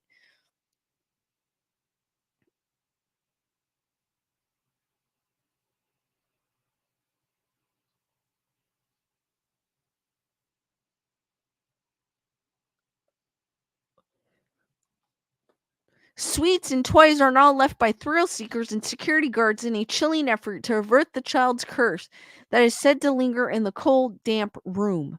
The fact is tucked away the fact it's tucked away in the very center underground through a long dark hallway makes it very ominous for sure, Mike said. I wouldn't call myself a believer ghost, he added, but it was definitely a very spooky experience and you can't not feel anything, he added. Above ground, there are multiple gardens, fountains, terraces, and patios, plus galleries, tea rooms, Turkish baths, and a human sized chessboard. A theater is also tucked away in one of the hundreds of abandoned rooms. The vast space is filled with over 100 yellowing seats facing a bare stage cloaked in darkness. Some of the dust covered chairs have remained folded while others have retained their outward position as if a person was constantly sitting on them. Next door is a circular Catholic chapel embedded with astrological signs and a giant multicolored dome ceiling. There are 33 rounds of chairs positioned in a particular way, and the reasoning behind this remains unknown to this day. Tomb like stones make up the wall, and a slim cross is pinned to a wooden board at the back of the eerie room. According to the Mexican Herald, the chapel is also believed to have been the base where dozens of students were executed after being R and T'd by a notoriously corrupt police chief named Negro Durazo in the late 1960s. The Mexican, dubbed El Negro, was the owner of the now derelict La Posada del Sol at the time and used the space to tee young people who protested during the student movement of 1968. One neighborhood resident who recalled hearing about the atrocities told a local paper they said that they locked the students in the back of the La Posada del Sol so that the screams would not be heard due to the width of the walls. They added strange rites were carried out in the chapel inside the posada. Venturing out of the spooky chapel, a grand winding staircase adorned with gargoyles snake up through the building. The upstairs levels are completely demolished, with rubble scattered across what should be the floor. Slabs of wood and piles of bricks are scattered across the ground within the grand unfinished project. But while the La Posada de Sol continues to turn to dust, there have been no decision about what to do with the haunted crumbling towers. It is now only available to enter with the permission of Catemax's mayor, Sandra Cuevas Nieves. It took us a long time, and quite honestly, I had to pay a fee to get in. But again, we weren't the first people to get in and do it, Mike said. So if you're a passionate explorer, the place is fantastic. But La Posada de Sol is not the only once glorious hotel to have been left to gracefully wither away. In southern France, a classic 17th century boutique hotel built 400 years ago was abandoned and is now up for sale. Big arched windows and glass panned French doors lead onto balconies with views over the quaint village of Anduze, which dates back to pre-Roman times. And haunting images reveal the inside of an abandoned hotel which has mysteriously sat empty for 50 years. The 22-story Ananza Hotel sits on the shores of Los Positos village in Tenerife, Tenerife, but has not had a single guest for over 5 decades. I guess it ends there. Guys, what do you think of this crazy? The outside of it looks cool. Now I want to see pictures because I saw a description. This looks cool. This looks cool. I'm sorry.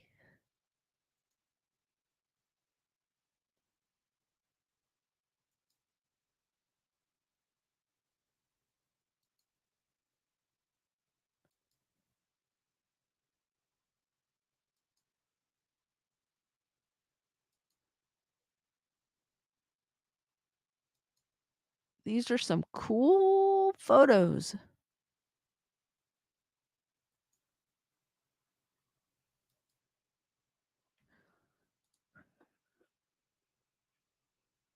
Wendy goes La Posada de Sol sounds relaxing, but hell nah. Heather, whatever goes sad story. D Nice goes, I know that's about a hotel, but it's reminding me of that Tom Hanks movies, Angels and Demons.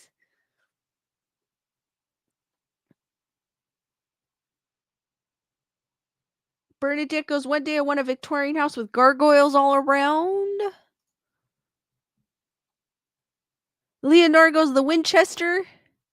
Wendy goes, you go first. Lisa, I got your back. Daniel Miles, very cool places. Tyrana goes, so sad.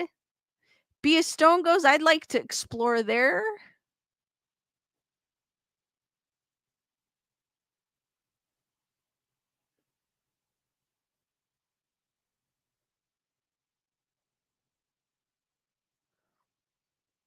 Nerdapert goes, are they selling books in front of the Chinese theater?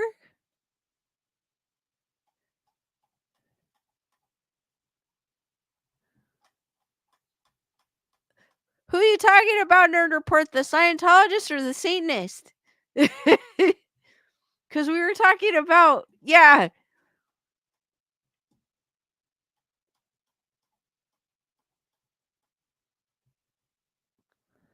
Heather, whatever goes. Mexico City's Zocalo Plaza, an area steeped in history and lore used for James Bond movie Spectre. Cool.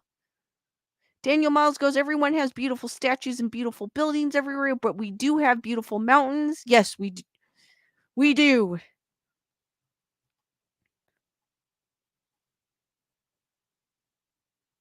Chris Barber goes, same difference, Lisa.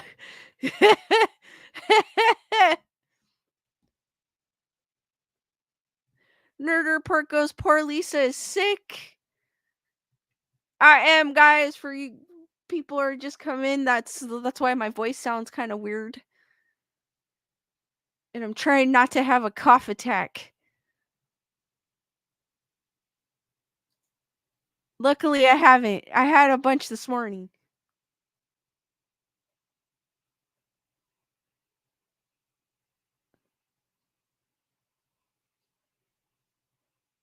There was a bunch of people getting sick at work, so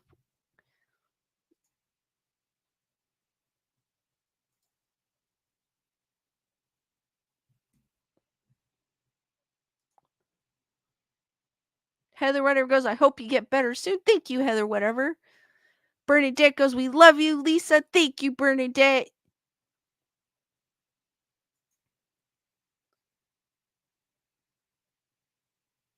Rochelle goes, so sorry, Lisa. Leonore goes, again, good job, Lisa. Thank you, Leonore.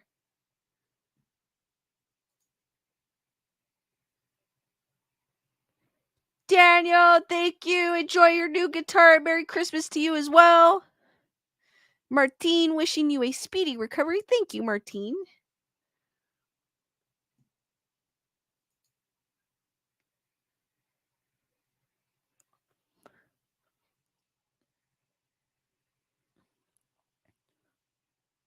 And trying not to sneeze because I was sneezing earlier.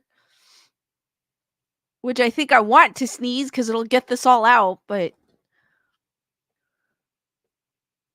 the weird thing is my ears have been itching. And it's annoying.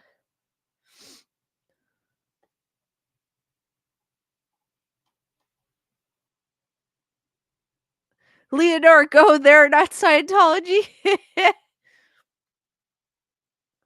Bernadette goes, are you drinking water so you could bloom? Sorry, it's been a while for that.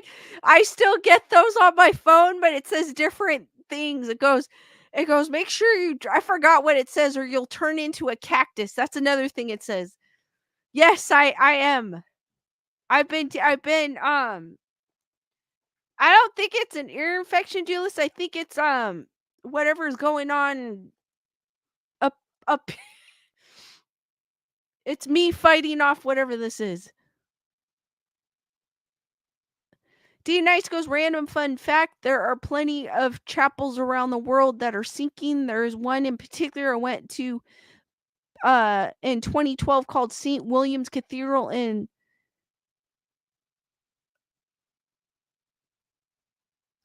Ilocos Norte, Philippines. I don't know why that popped into my mind. Or no, I think it's Yokos.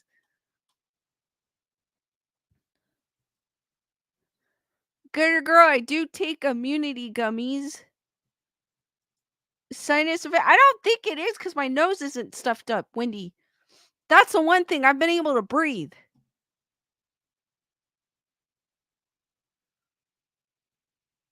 Guys, I'm going to open it up to questions. So if you guys have any questions,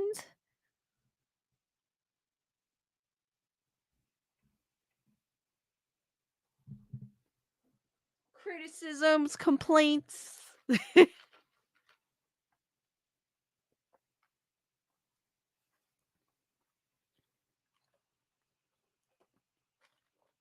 Wendy goes, how do your eyes feel? My eyes are fine, actually, which is weird.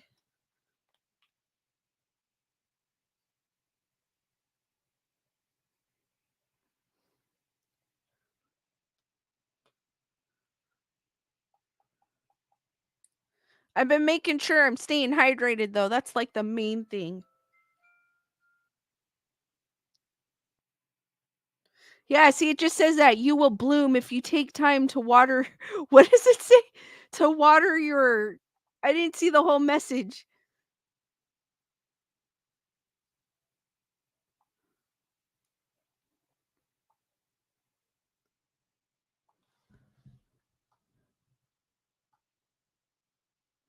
Joanne goes, what are you doing for Xmas? I'm probably going to hang out with family.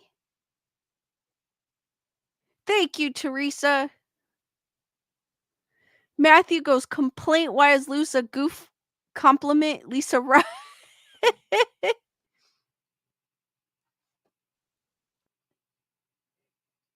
Thank you, Jalissa. Luckily, I'm on the mend. I did go to work today.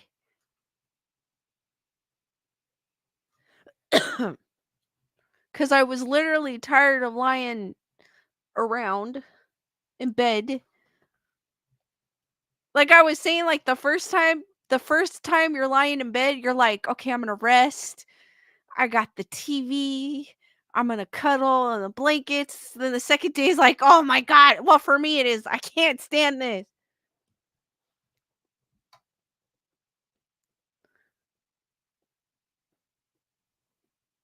Leonore, allergies or cold here in I know it could be either or both.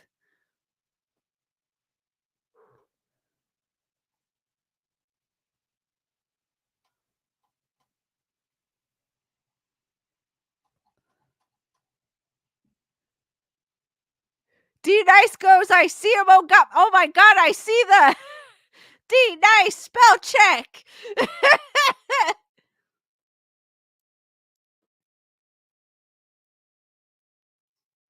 Rochelle, thank you for the super chat. Go buy a scratch ticket. If you become wealthy, you will feel better. I know. I will. I'll forget about the cold. Thank you, Rochelle. Hearts for Rochelle, guys. No, that's okay, D Nice.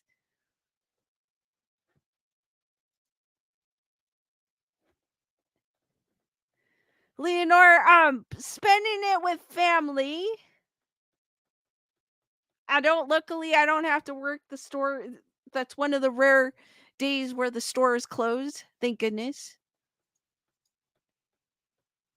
And I think this is the first time I've ever had Christmas Eve off since I started working there.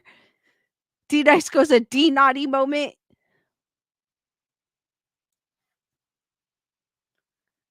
Carol Smart sees the duck.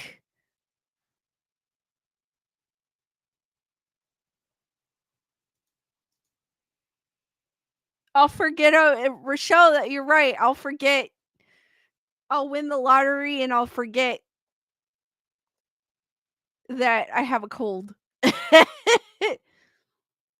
Wendy goes, we are celebrating Christmas tomorrow. Bernadette goes, can I please give a little hint? Yes, if you want.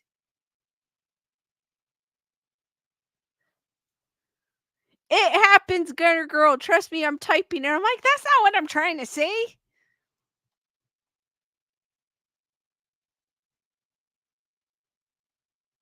Daniel Mouse goes, the duck is playing peekaboo.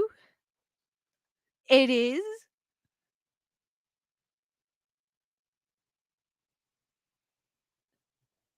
It happens.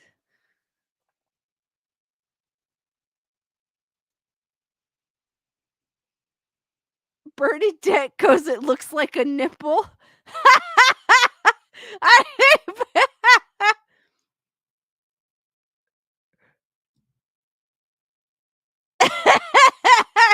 I wasn't thinking of that when I put it there, but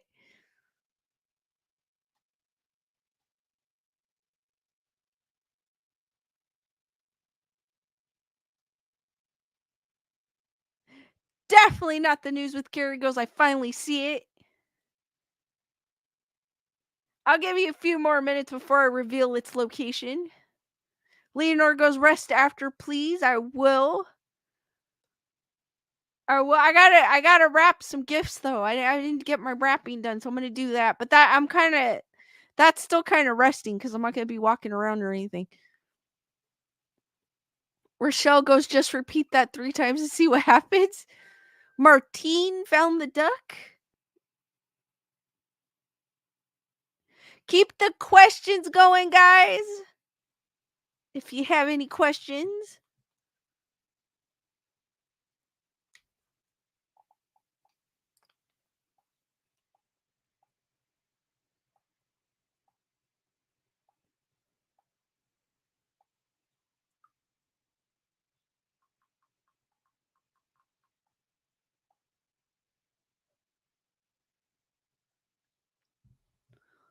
Bernadette goes, baby, it's cold outside. Oh, I can't wait till there's no Christmas music. Again, press 1 if this is the first time here on Nerd Report Daily. Ben. I clicked YouTube on my phone. Go figure. Oh my gosh. There. Heather whatever goes, no wolves outside tonight. Good, or coyotes or bears or bobcats, but I thought I saw eyes. We don't need European freaky critters. My dog runs the gauntlet. Leonore goes, I'm still going to work tomorrow. Nothing wrong with that. Definitely not the news with kerosene. Merry Christmas, everyone.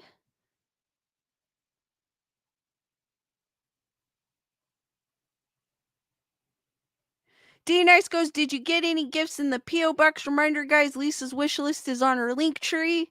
No, I didn't. Not that I know of.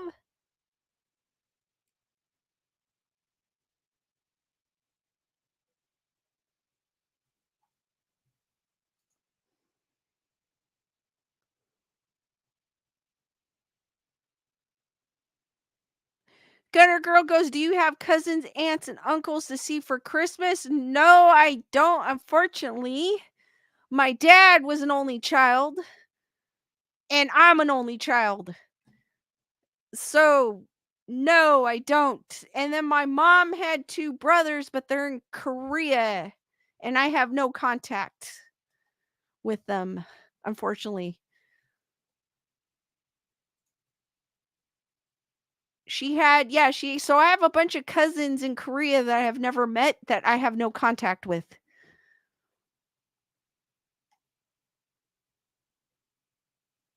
D Nice goes, how many times have you and Lewis stole from each other's studios?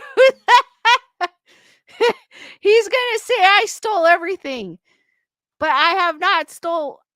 No, I haven't taken anything from his studio.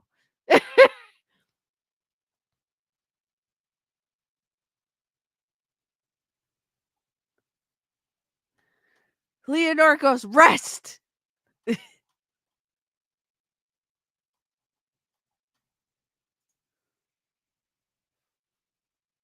D Nice goes, has he taken from yours? No, he hasn't actually. Heather whatever goes, it would be nice. I have Scottish relatives I haven't met. Wendy Marino goes, blood is blood. Family is what you call it. I do have my stepmom and my stepsister. My stepsister's out of state though. She's up north. No, I have not be a stone. I will one day. I have not got the lightsaber. D Nice goes, he took your ghost? Maybe, Gunner Girl.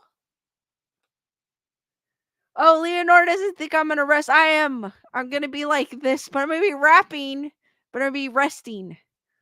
I'm going to be sitting down, Leonore, so that's resting for me, because I'm on my feet all day, so for me to sit down, I'm going to turn the TV on, too. And I did send her a gift, and she liked it.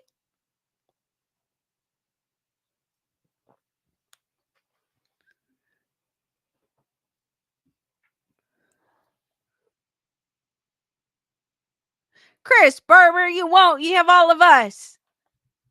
It might not be on the day, but you have all of us now.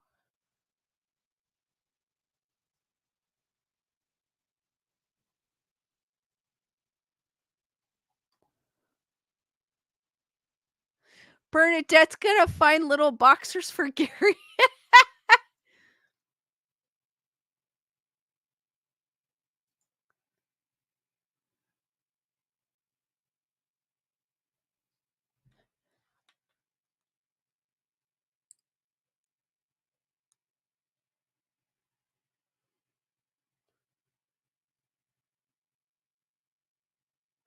Hold on, guys. I'm looking for something.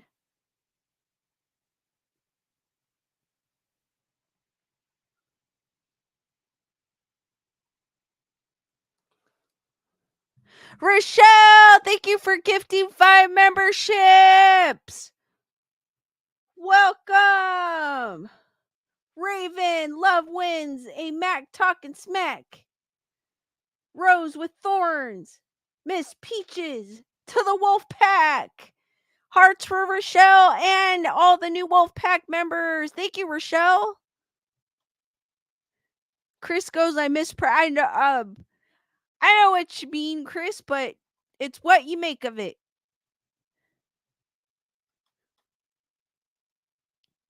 D Nice with the Lisa full time 2024. All right, guys, the location of the Skeleduck is right there. And I guess it kind of does look like a nipple, but I wasn't trying. That wasn't what I was thinking. I was just trying to make it hard to find where you could still see it. So it's right there where my finger is. Next to Ronald.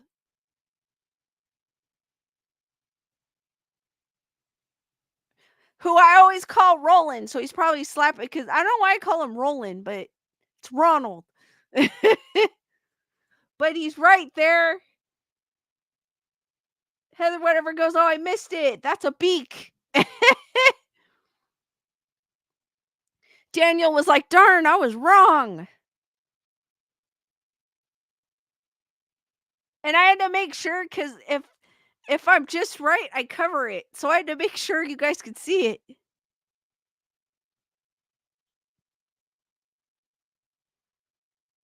D-Nice goes, I thought Ronald was just happy.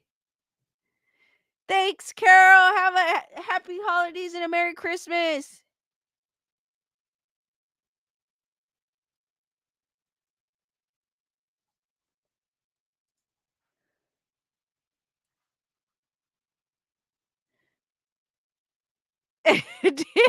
D-Nice.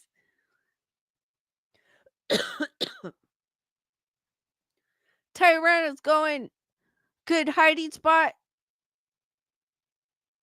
Nerdapert goes, Lisa has 2 more rooms with more stuff than this, and in them all mine. No, it isn't.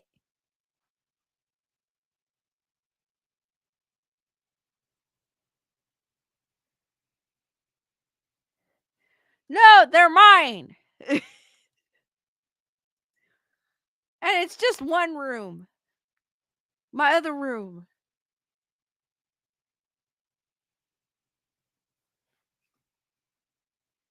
Julissa goes, Lisa, no, I'm not.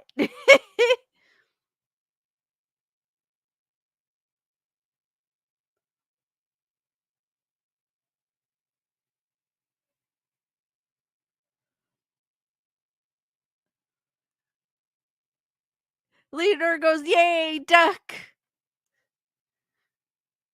Alright, guys, do you have any last minute questions before D-Nice, I wish I'd lived in a mansion. Are you kidding me? Heather, whatever goes, possession is 9/10 of the law. Any last minute questions, guys, before I end this stream?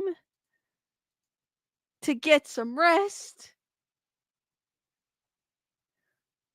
It was a pleasure chatting it up with you guys. I'm glad I didn't have a coughing attack.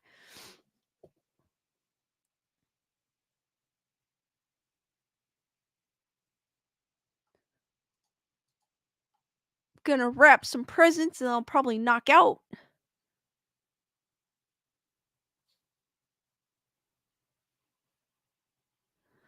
Rochelle goes, well, you already know that I recovered from, I was a serious pack rat. I had to really address that problem. I have a tendency to keep stuff too. Jennifer Marie goes, Merry Christmas, Lisa. Thank you. Merry Christmas to y'all too. To everyone. I go, you all.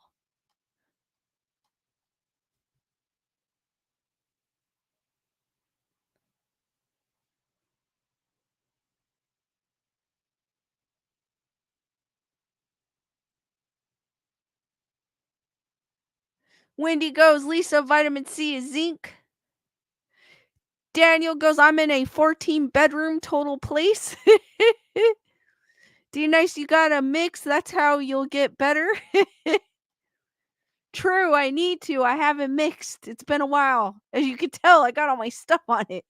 No, my headphones are on it. My 2 sets of headphones.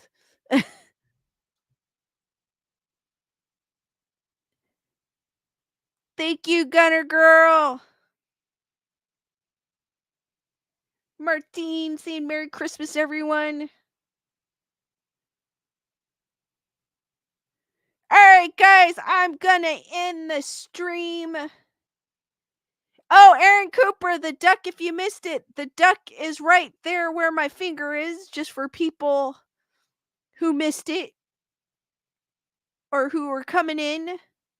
It's right there where my finger is. Just so you guys can see it. Alright, guys, I'm going to end the stream here. Thank you for joining me. I had a blast as always. Merry Christmas and happy holidays, guys. I'm not sure if I'm going to go live on Monday, so I'm not going to say that I am because I'm still up in the air about it, but if I do, keep out a lookout and I'll let you know as well. But guys, thank you for joining me. Thank you. Have a Merry Christmas and a Happy Holidays, and I will see you on the next one. Good night, guys. You guys are awesome, as always.